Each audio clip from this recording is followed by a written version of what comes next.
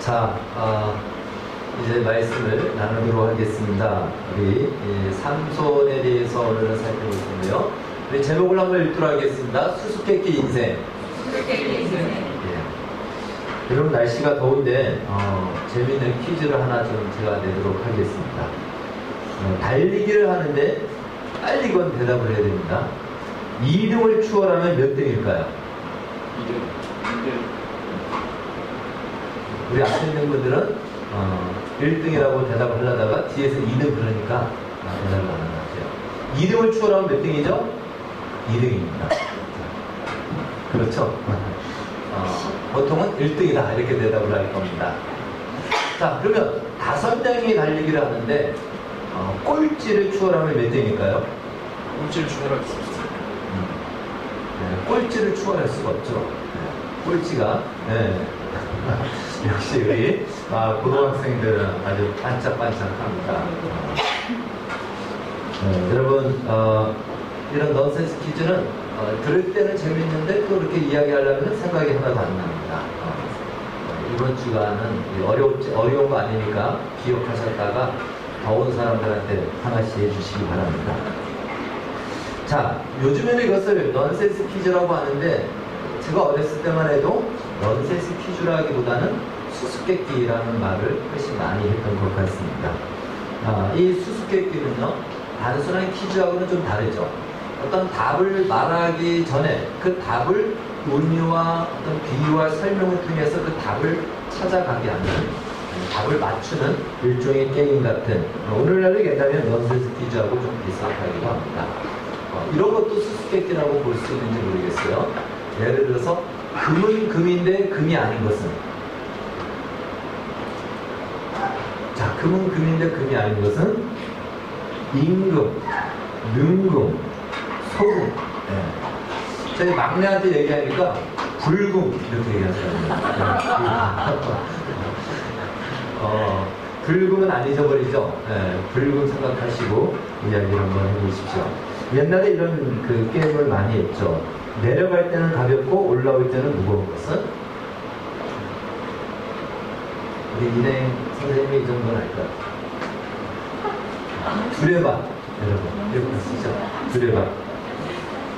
나무를 주면 살고 물을 주면 죽는 것은? 참 수수께끼죠. 그래서 듣는 사람을 다 바보로 만드는 것 같아요. 나무를 주면 살고 물을 주면 죽는 것은 장작불. 그렇죠. 너무 많이 들어가서 다 잊어버린 거 아닙니까?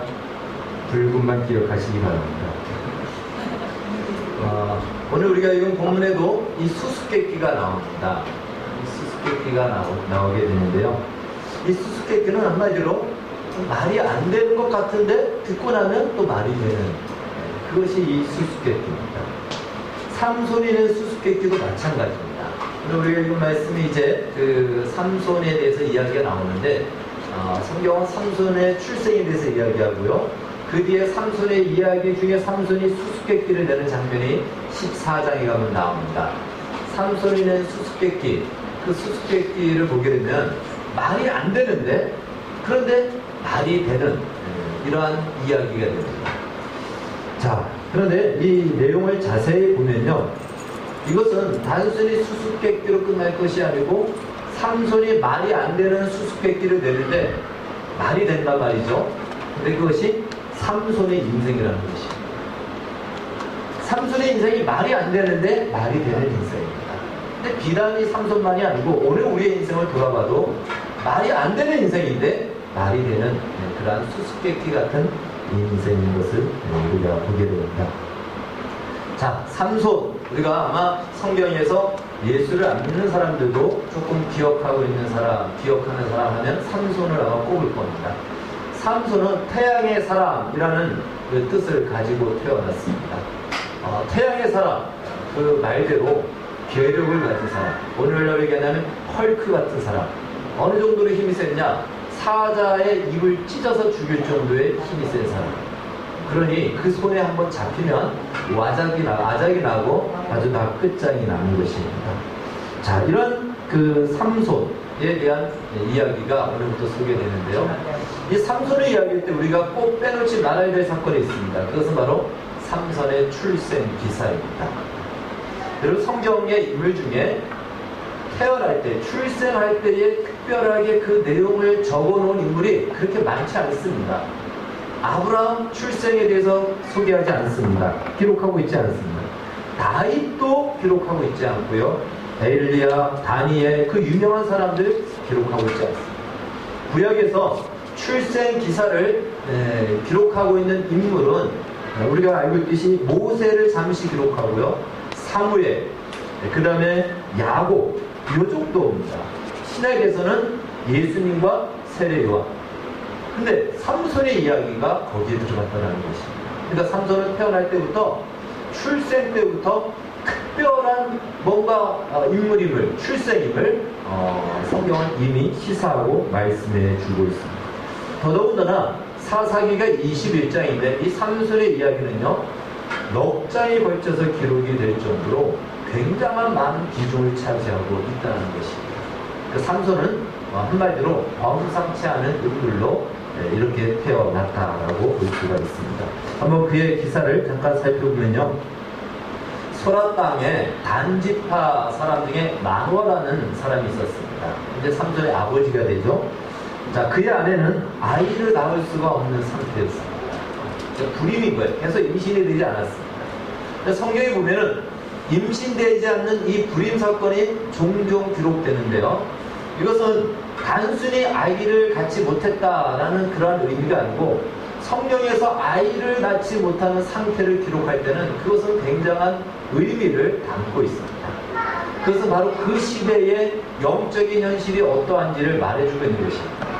그러면 아기를 낳는다는 것은요, 이것은 생명의 역사가 이루어진다는 것이고, 아기를 낳지 못한다는 것은 더 이상 생명의 역사가 끊어진 어둠의 상태, 영적 죽음의 상태라는 것을 말해주고 있습니다. 그래서 삼손의 이 이야기는요, 그 시대 이스라엘 백성들의 영적 상태가 다 어떻다? 영적으로 어둡고 죽음의 상태라는 거예요. 생명의 역사가 일어나지 않는 그러한 상태라는 것입니다. 자, 그럼 마노아의 부인에게 여호와의 사자가 찾아와서는 아들을 낳을 것이라고 그렇게 예언을 합니다. 그것이 13장 1절부터 이제 삼손의 출생에 대한 이야기가 소개되고 있습니다. 그러면서 그 아들은 나실인으로 키울 것을 오늘 우리가 읽은 본문에서 가르쳐주고 있습니다. 자, 나실인 한번 따라해봅시다. 나실인. 네, 나실인이란 구약에서 구별된 사람이라는 뜻이에요. 태어날 때부터 이 사람은 하나님이 구별시킨 사람이다. 세례 요한이 나실인입니다. 그래서 이 세례 요한뿐만 아니라 나실인으로 구별되면은 세 가지를 하면 안 됩니다. 첫 번째가 독주나 포도주를 마시면 안 됩니다. 술을 마시면 안 된다, 이 이야기고요.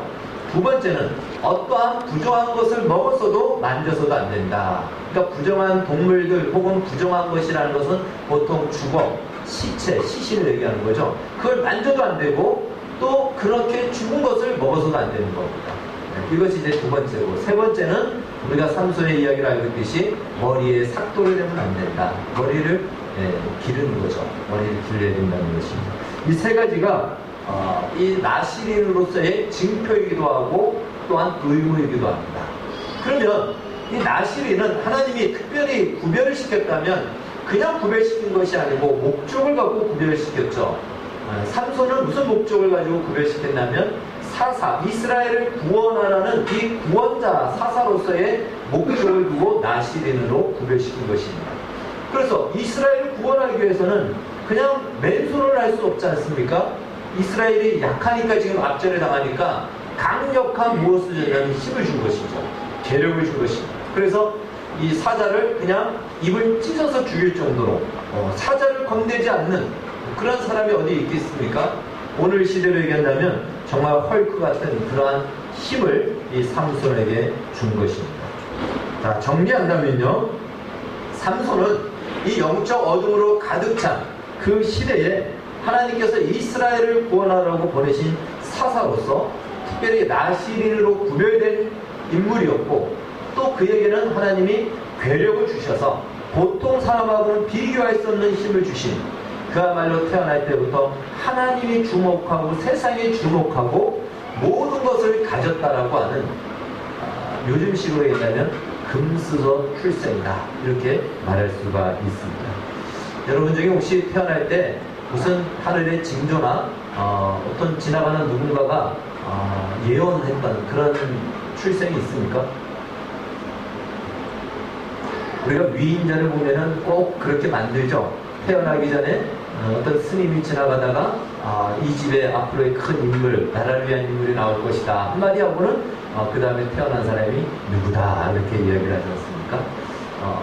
바로 그런 하늘의 징조를 갖고 태어난 사람, 삼손이 바로 그런 사람입니다. 성경은 모든 사람은 그렇게 이야기하지 않습니다. 삼손은 하나님이 그렇게 보내신 것입니다. 자, 그런데 그런 인물, 그렇게 태어났다면 삼손이 얼마나 참 대단합니까? 그런데 우리가 성경을 읽어보면은 삼손의 이야기를 들어보면은 삼손의 인생은 정말 허망하기 짝이 없는 헛된 인생으로 살다가 끝까지 그렇게 살다가 죽어버리게 된다는 것입니다. 삼손의 앞으로의 그 이야기를 살펴볼 텐데요. 삼손의 이야기에 주된 것 딱 세 가지가 있습니다. 삼손은 그 인생을 세 여자 때문에 결국은 그 인생이 그냥 쪽이 나고 그냥 끝나버립니다. 세 명의 여자. 첫 번째 여자는요, 딥나의 여자. 두 번째 여자는 가사에 사는 기생. 세 번째는 보통 영화로 만들어진 바로 블레셋의 이 들릴라라고 하는 이 세 명의 여자입니다. 이 세 명의 여자한테 이끌려서 그의 인생이 다 그냥 소진되어지고 그것으로 인생이 끝나버린다는 것입니다. 하나님의 특별한 간섭 속에서 태어났고 보통 사람이 가질 수 없는 힘을 가졌음에도 불구하고 그는 그 많은 은사와 힘을 제대로 한번 사용하지 못하고 헛된 것에 자기의 욕망을 취하고 이루는 것으로 다 쏟아붓고 그의 인생이 끝났다는 것입니다. 삼손이 자기가 누구이며 자기가 왜 태어났는지 무엇을 위해서 살아야 되는지 한 번이라도 생각했다면 그 중에 한 번 정도는 우리가 좋은 기억으로 기억할 수 있는 삼손이 될 수 있었을 것입니다. 그런데 그렇지 않는 한심스럽고 안타까운 인생으로 마쳤다는 것이죠. 여러분, 그렇다면 우리는 또 한번 이런 생각을 갖게 됩니다. 성경은 이 삼손의 이야기를 왜 기록했을까? 무엇을 우리에게 말씀하시고자 이 삼손의 이야기를 기록했을까? 한번 생각을 갖고 말씀을 봐야 됩니다. 단순히 삼손의 이야기를 통해서 하나님이 기회를 주셨는데 그 기회를 다 잃어버리면 안 된다, 이 정도의 교훈을 받는다면 그것도 괜찮습니다. 그러나 그 정도는 일반적인 위인전에서도 얼마든지 받을 수 있다는 것입니다. 그래서 우리는 성경을 여타의 위인전처럼 읽어서는 안 된다는 것이에요. 그러한 내용이 없는 것은 아니지만 성경이 말하고자 하는 것은 더 중심, 더 본질적인 것이 있다는 것입니다. 그래서 우리는 그것을 한번 봐야 될 것입니다. 자, 이제 우리는 이 삼손의 오늘 제목처럼 수수께끼, 이 수수께끼에 대해서 한번 살펴볼 텐데요. 우리 14장을 열어보도록 하겠습니다. 바로 우리가 읽은 13장 뒤에 14장이 있는데요. 자, 14장 우리 말씀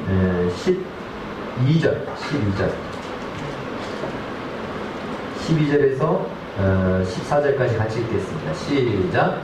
삼손이 그들에게 이르되 이제 내가 너희에게 수수께끼를 내리니 잔치하는 일 동안에 너희가 그것을 풀어 내게 말하면 내가 배옷 30벌과 겉옷 30벌을 너희에게 주리라.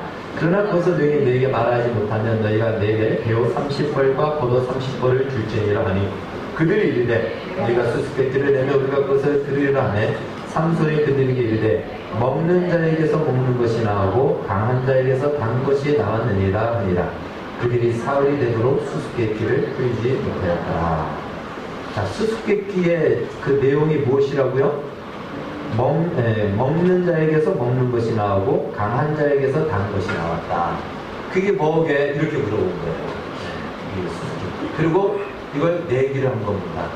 만약에 너희들이 잔치 일주일 동안에 맞추면 내가 30명이니까 30대 1이에요. 옷, 겉옷과 배옷 한 벌씩, 두 벌씩 주겠다. 그런데 못 맞추면 너희가 하나씩 다 나한테 줘야 되니까 겉옷 30벌, 배옷 30벌 내기를 한 겁니다. 내기라고요. 이것이 오늘 우리가 읽은 본문의 내용입니다.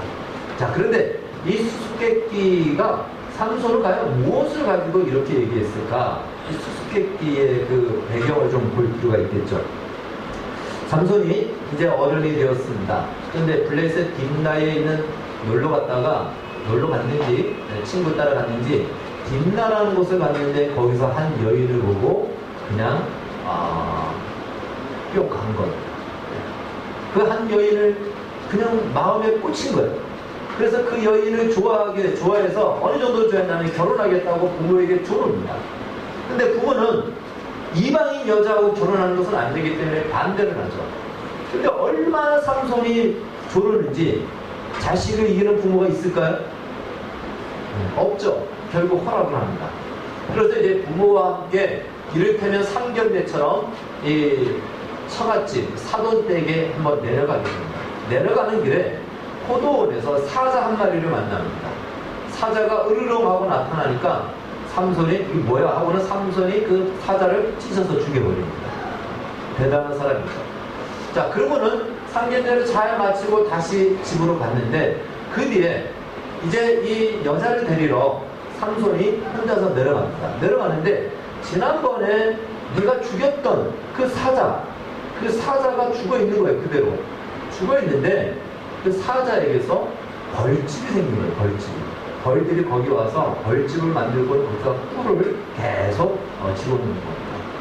그래서 삼손이 가서 그 꿀을 먹고는 그 꿀을 부모에게도 떠다 주면서 어디서 왔는지는 사실은 벌써 이것 자체가 나시린으로서 할 일입니까? 아닙니까? 아니죠. 죽은 시신이잖아요. 이 시체시 주검이잖아요. 주검을 만져서도 안 되고 주검에서 나온 걸 먹어서도 안 됩니다. 그런데 아무 생각이 없는 거예요. 삼손은 그 꿀이 얼마나 맛있겠어요. 네. 그래서 먹고 부모에게도 주고는 어디서 나왔는지는 말해주지 않는 겁니다. 그러고는 이제 다시 잔치를 신부집에서 일주일하고 신랑집에 와서 또 잔치를 하는데 신부집에 가서 잔치를 할 때에 그 블레셋 지역 사람들이 30명이 삼손과 함께 모인 겁니다. 모여서 심심한지 거기서 수수께끼 내기를 한 겁니다. 삼손이. 그래서 내기를 했는데 뭘 했냐면 지금 이야기하는 거예요. 먹는 것에서 먹는 것이 나오고 강한 것에서 단 것이 나오는데 그게 뭐냐? 그 삼손은 뭘 두고 지금 얘기하는 거죠? 삼손은 지금 무엇을 답이 뭡니까? 사자예요. 사자. 자기가 사자를 죽였는데 사자는 이 먹는 자잖아요. 근데 먹는 거기서 먹을 것이 나온 거고 사자는 강하잖아요. 강한데 강한 자에게서 꿀이 나온 거예요. 단 것이 나온 거예요. 그러니까 사실이지만 이거는 자기만이 아는 거예요. 삼손만이 아는 경험한 거죠. 삼손에게 있어서는 사실이지만 그래서 수수께끼를 낸 겁니다. 자, 이 수수께끼를 냈는데 이 수수께끼를 내면서 내기를 한 거죠. 뭐 특별한 의도를 갖고 무슨 심오한 생각을 갖고 한 것이 아니고 그냥 내기를 한 거예요. 내기를. 그래서 지면 그냥 30명 거 내가 다른 데 가서 약탈해가지고 갖다 주면 그만이고 내가 이기는 그 30명의 그 옷들을 내가 취해서 한탕하는 겁니다.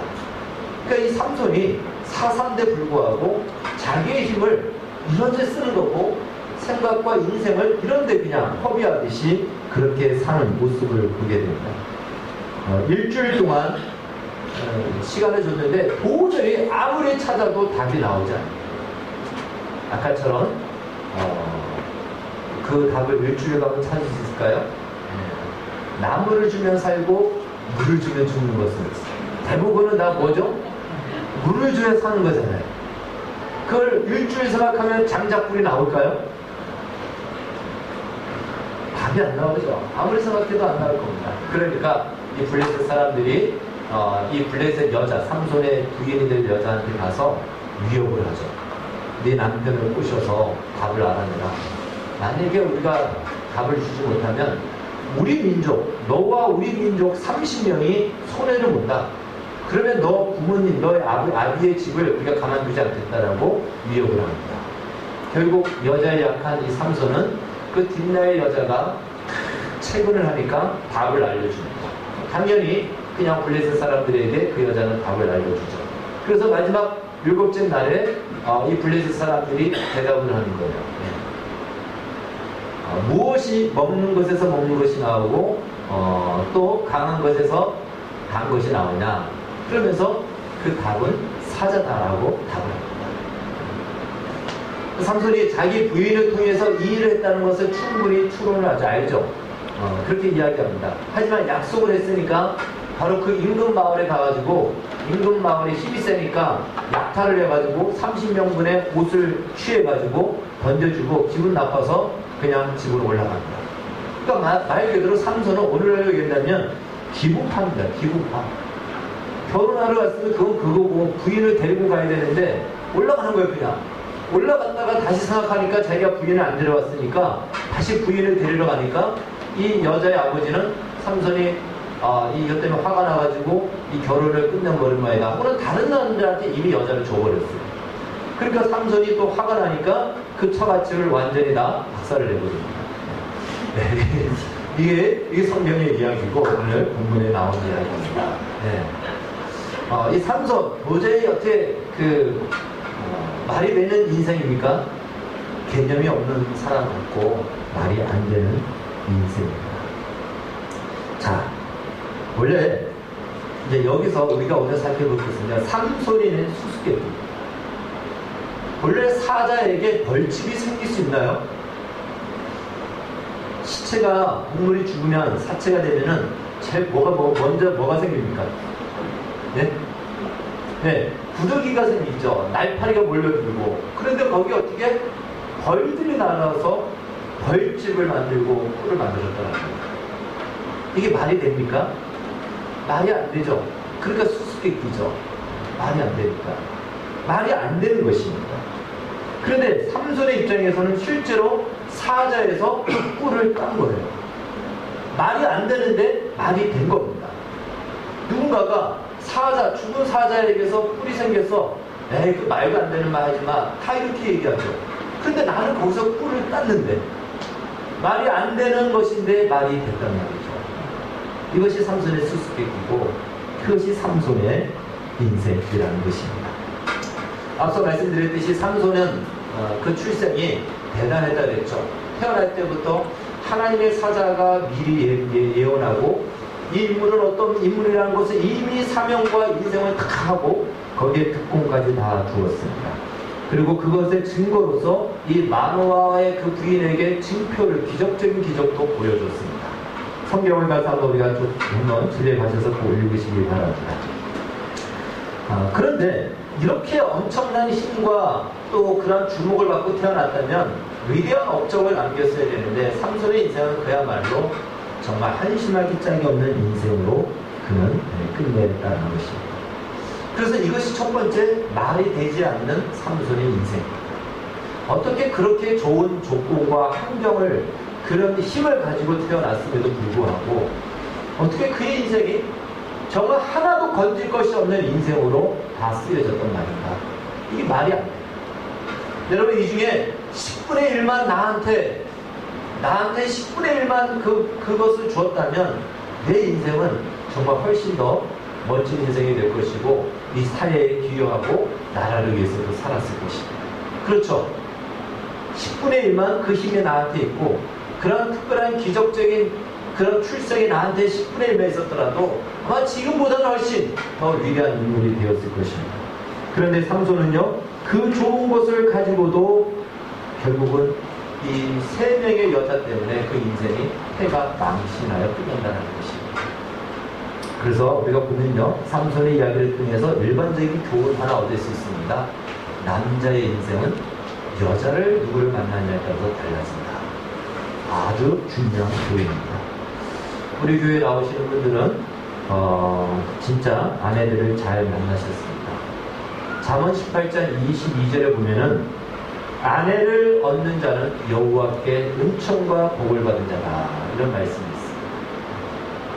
더군다나 예수를 믿는 아내를 만났다는 것은 복 중에 복일 것입니다. 아멘이십니까? 남자들은 아멘을 2차원 지차로 혼자만 했습니다. 네. 아멘이죠.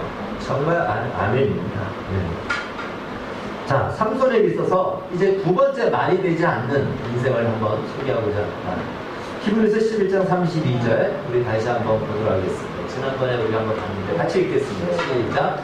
내가 무슨 말을 더하리요? 기돈, 아라, 삼손, 입다, 다윗 및 사무엘과 선지자의 일을 말하려면 내게 시간이 부족하리라. 아멘.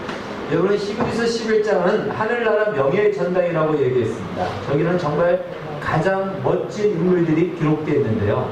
자, 저기에 우리가 다윗, 사무엘, 정말 우리가 공감이 갑니다. 근데 그들과 동일한 선상에 누구의 이름이 들어가 있죠? 삼손의 이름이 들어가 있습니다.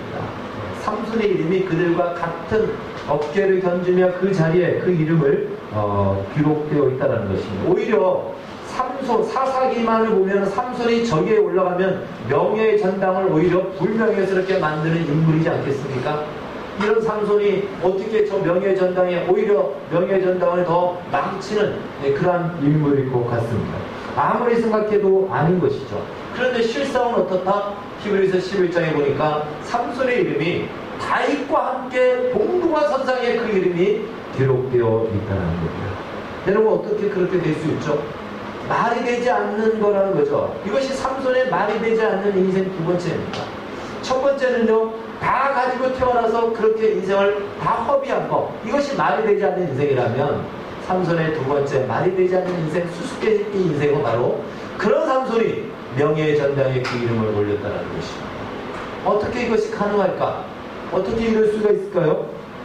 사도행전 2장에 가면요, 오순절 성령 강림 사건 이후에 베드로가 설교하는 장면이 나옵니다.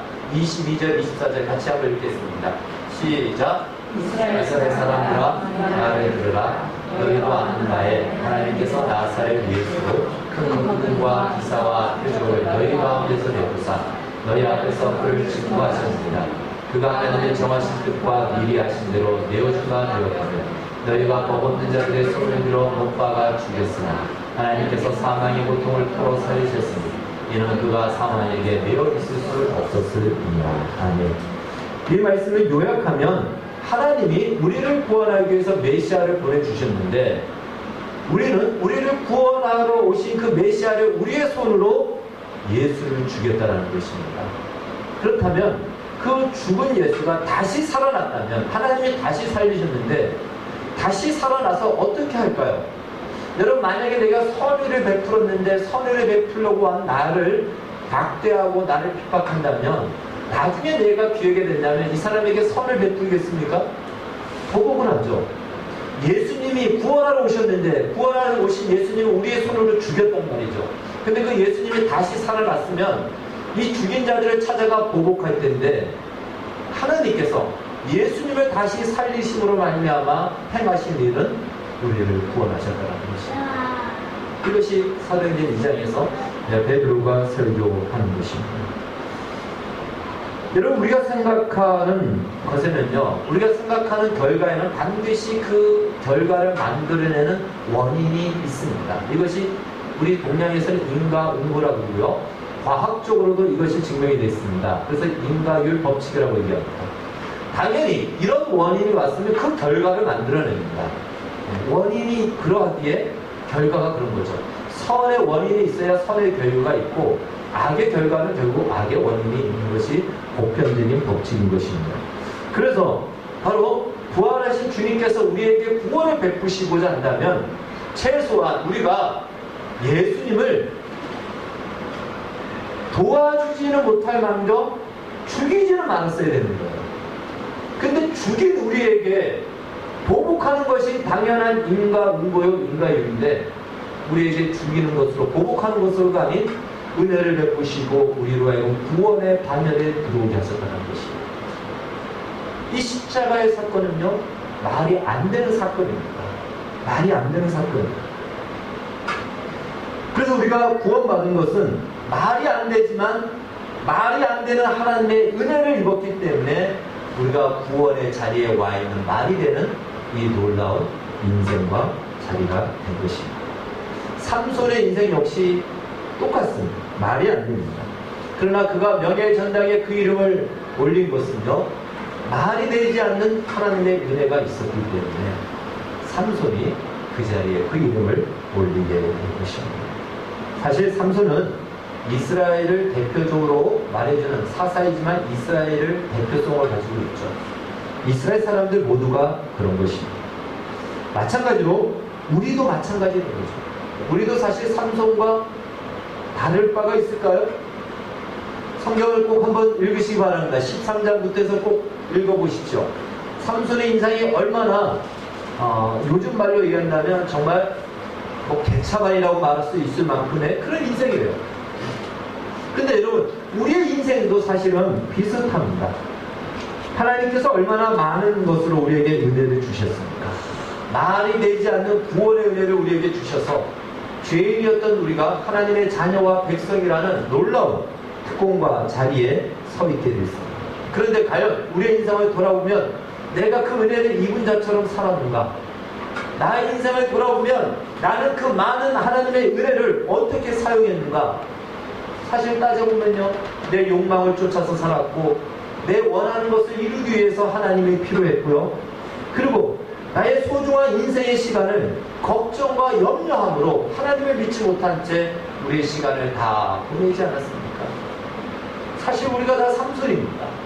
말이 되지 않는 은혜를 입고 태어났는데 말이 되지 않는 인생을 살았던 것처럼 우리 역시도 하나님의 은혜를 입었음에도 불구하고 우리는 여전히 우리에게 주어진 기회를 우리의 욕망과 우리의 인생의 욕구를 채우는 것으로 우리 모두가 다 소유했다는 것입니다. 그래서 삼손을 욕할 것이 없는 것이죠. 그런데 하나님께서 그 삼손을 명예의 전당에 올려놨듯이, 그렇다면 동일하게 오늘 우리도 말이 되지 않는 하나님의 은혜가 우리로 하여금 이 욕망을 쫓아 인생을 살다가 망하는 것으로 끝나지 않고 영광스러운 하늘나라에 입성하게 할 뿐더러 그 명예의 전당에 우리의 이름을 기록하게 한다는 것입니다. 여러분, 이것이 하나님의 은혜입니다. 우리가 하나님의 은혜를 좀 피상적으로 생각합니다. 그리고 우리는 그 은혜를 내가 받을 수도 있고 거부할 수 있다고 생각합니다. 마치 그 은혜는 내가 받아주면 감사한 거고 안 받아주면 없어지는 것처럼 우리는 그 은혜를 약하게 생각합니다. 그러나 하나님의 은혜는요, 그렇지 않다는 것이에요. 말이 되지 않는 인생, 삼손 같은 인생도 명예의 전당에 그 이름을 기록할 정도로, 올라가게 할 정도로 강력한 하나님의 능력, 그것이 바로 하나님의 은혜인 것입니다. 고린도전서 1장 18절은 이렇게 말씀하고 있습니다. 같이 읽겠습니다. 시작. 십자가의 도가 멸망하는 자들에게는 미련한 것이요 구원을 받는 우리에게는 하나님의 능력이다. 여러분, 저기서 말하는 미련한 것이라는 것은요, 그냥 우리가 생각하기에 멍청하다, 무식하다 이 뜻이 아닙니다. 미련하다는 것은요, 말이 안 된다 뜻입니다. 그럼 말이 안 되는 이야기를 계속 이야기하면 우리는 저 사람 어떻게 된 거 아니야? 왜 저렇게 미련해? 이렇게 얘기하잖아요. 말이 안 되는 얘기를 계속 만들어내는 거잖아요. 십자가의 도는요, 우리가 아무리 이야기해도 세상에서는 말이 안 된다고 얘기하는 거예요. 그렇죠. 그들은 인과응보의 그 보편적인 법칙대로 생각하기 때문에 그렇습니다. 어떻게 그게 가능하냐? 어떻게 그게 되냐? 말이 안 된다는 거예요. 안 되는 거죠. 세상적인 법칙과 생각으로는 말이 안 됩니다. 그래서 미련한 거죠. 그러나 그 말이 안 되는 미련한 것이 우리에게는 하나님의 능력이라고 말씀하고 있습니다. 실상 어떻습니까? 예수를 죽인 우리에게 하나님께서 구원의 은혜를 베푸셨습니다. 그러니까 우리 자신만 봐도요, 한번 생각해 보십시오. 우리가 예수를 죽였어요. 그런데 그 예수를 우리가 구주로 믿을 수가 있습니까? 내가 죽인 예수인데, 내가 죽으라고 해서 십자가에 죽인 예수를 우리가 정신이 이상하지 않고서는 그 예수님 앞에 예수님하고 무릎을 꿇습니까? 이게 될 수가 없는 거죠. 말이 안 되는 얘기예요. 말이 안 되는 얘기인데 우리에게 어떤 현상이 왔습니까? 예수님을 우리는 주님으로 고백하고 예수님을 우리는 찬양합니다. 말이 되지 않는 은혜를 우리가 입었기 때문에 이 역사가 이루어진 것입니다. 그것이 바로 하나님의 능력이다라는 것입니다. 그래서 하나님의 은혜는 내가 버리면 버려지는 것이 아니고 그 은혜는 나를 떠나지 않고 나를 붙들어서 내가 아무리 원하는 인생을 살려고 해도 하나님이 원하는 자리로 우리를 이끄는 것입니다. 여러분, 삼손의 인생을 산 것을 생각해 보십시오. 삼손은 그렇게 살다가 어디 가려고 그렇게 살았을까요? 삼손은 죽고 나면 그렇게 살다가 어디 가려고 마치 그렇게 살았을까요? 지옥 가듯이, 지옥 가려고 산 것처럼 살았어요. 그런데 삼손은 어디에 갔죠? 천국에 갔어요. 하나님의 은혜가 지옥 갈 것을 선택하며 살아가는 그 삼손에게도 그 지옥 가는 인생이 아닌 천국으로 이끌어 갔듯이 오늘 우리에게도 그렇게 강력하게 그 은혜가 우리에게 부어지고 있다는 사실입니다. 삼손은요, 죽을 때까지도 마지막에 삼손이 블레셋 사람들을 많이 죽였는데 그때 뭐라고 하나님께 기도했는지 아십니까? 이렇게 기도했어요. 하나님, 나에게 마지막 힘을 한번 주셔서 이제 스타디움에 다 모였는데 그 스타디움을 무너뜨리는데 마지막 하나님 힘을 주셔서 이 블레셋 사람들을 다 죽일 수 있도록 나에게 힘 한번 주십시오 라고 하는데 그 앞에 수식어가 있어요. 어떤 블레셋 사람이라면 내 눈을 뺀 원수 블레셋 사람. 그러니까 끝까지 삼손은 죽을 때까지 자기의 개인의 사사로운 감정과 이 분노에 그 힘을 써버렸습니다. 끝까지. 죽을 때라도 하나님 회개하면서 죄송합니다. 제 인생 제가 잘못 살았습니다. 그러나 마지막은 정말 하나님 뜻대로 이스라엘을 구원하기 위해서 사사로서 마지막 이 역할을 하게 해주십시오. 이렇게 기도하고 죽었다면 그래도 삼손이 얼마나 그래도 마지막에 돌아섰다라고 할 텐데 끝까지 내 눈을 뺀 이 원수 블레셋 참을 수 없습니다. 이들을 죽이게 해주십시오. 이렇게 기도를 했다는 것입니다. 그런데 그 삼손이 명예의 전당에 서 있습니다. 이것이 하나님의 은혜입니다. 여러분, 이 은혜가 오늘도 여러분과 저를 붙들고 있다는 사실 기억하십시오. 그래서 겉으로 보기에는 폭망한 것 같고요. 겉으로 보기에는 자폭하는 것 같고 겉으로 보기에는 다 끝나버리는 것 같습니다. 삼손은 나중에 자폭을 한 거죠. 같이 죽자 이거죠. 나 죽고 너 죽고 같이 죽자. 이렇게 자폭을 한 겁니다. 인생을 그렇게 살았던 거죠. 삼손은. 우리의 인생도 겉으로 보기에는 그럴 수 있는 인생이 많이 있어요. 미래가 보이지 않고 앞이 보이지 않고 답답하고 정말 살고 싶지 않고 살 마음조차도 없어져가는 그런 인생과 삶 속에서 마지못해서 살아가는 것 같은 우리의 인생이지만 세상 사람과 우리의 다른 것은 하나님의 은혜가 우리를 떠나지 않고 있다는 것입니다. 나는 부정하고 나는 폭망하고 나는 끝난 것 같은데 하나님의 일하심이 그 모든 것들의 우리의 연약함과 우리의 허물과 우리의 죄된 선택까지도 품으셔서 우리로 하여금 명예의 전당에 그 이름이 기록되도록 그 손을 하나님은 놓지 않고 있다는 이 사실을 기록하셔서 그렇다면 이제 내가 어떻게 살아야 됩니까? 이 은혜의 손길에 나를 떠나지 않는다면 내가 계속해서 허비하면서 내 인생을 살아야 되는가? 우리가 한번 생각한다면 그럴 수 없다. 이러한 마음의 각오와 다짐을 갖게 됩니다. 따라서 여러분, 하나님의 손이 우리를 붙들고 있다는 것 기억하시고 내 인생이 내 마음대로 되지 않고 불만스럽고 피곤하고 힘들고 보이는 현실이 만족스럽지 않다 할지라도 그런 환경까지도 주장하시고 다스리시는 하나님의 손길이 오늘도 나와 함께 있다는 이 사실 앞에 담대함으로 용기를 가지고 사시기를 주의 이름으로 축원합니다. 기도하겠습니다. 주님 감사합니다. 삼손이 오늘 수수께끼를 내었던 그것이 삼손의 인생이었듯이 우리의 인생도 마찬가지입니다. 말이 되지 않는 우리의 인생이지만 말이 되지 않는 은혜를 입어서 말이 되어버린 놀라운 그 축복과 은총과 은혜를 입은 존재임을 기억하게 해주셔서 우리 남은 생애가 이 하나님의 손길 속에 붙들림 받기를 기뻐하며 좋아하며 또한 그리로 나아가는 우리의 삶이 되어지게 하여 주시옵소서. 예수님의 이름으로 기도하옵나이다. 아멘. 은혜 아니면 살아갈 수